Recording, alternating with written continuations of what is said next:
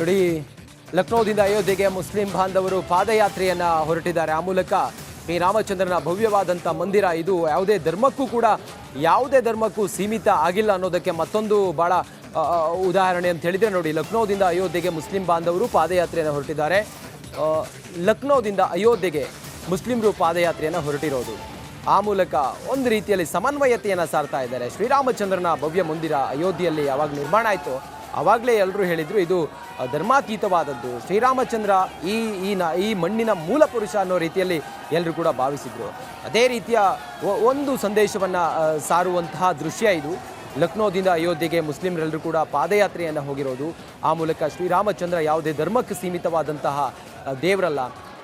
ಧರ್ಮಾತೀತವಾಗಿ ಶ್ರೀರಾಮಚಂದ್ರನನ್ನು ಈ ಭಾಗದ ಅಥವಾ ನಮ್ಮ ಎಲ್ಲರೂ ಕೂಡ ಜನರು ಭಾವಿಸ್ತಾರೆ ಅನ್ನೋದಕ್ಕೆ ಮುಸ್ಲಿಂ ಸಮುದಾಯದವರ ಪಾದಯಾತ್ರೆಗೆ ಸಾಕ್ಷಿ. ಇದಕ್ಕೆ ಎಲ್ಲರೂ ಕೂಡ ಒಗ್ಗಟ್ಟಾಗಿ ಶ್ರೀರಾಮಚಂದ್ರನ ಈ ಭವ್ಯವಾದಂಥ ಮಂದಿರವನ್ನು ನಿರ್ಮಾಣ ಮಾಡಿದರು ಅಯೋಧ್ಯೆಯ ಆ ವಿವಾದದ ಜಾಗದಲ್ಲಿ.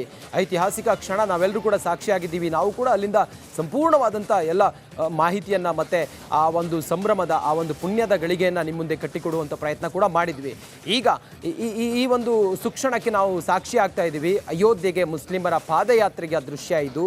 6 ದಿನಗಳಲ್ಲಿ ಲಕ್ನೋದಿಂದ ಅಯೋಧ್ಯೆಗೆ ಪಾದಯಾತ್ರೆಯನ್ನು ಹೊರಟಿರೋರು.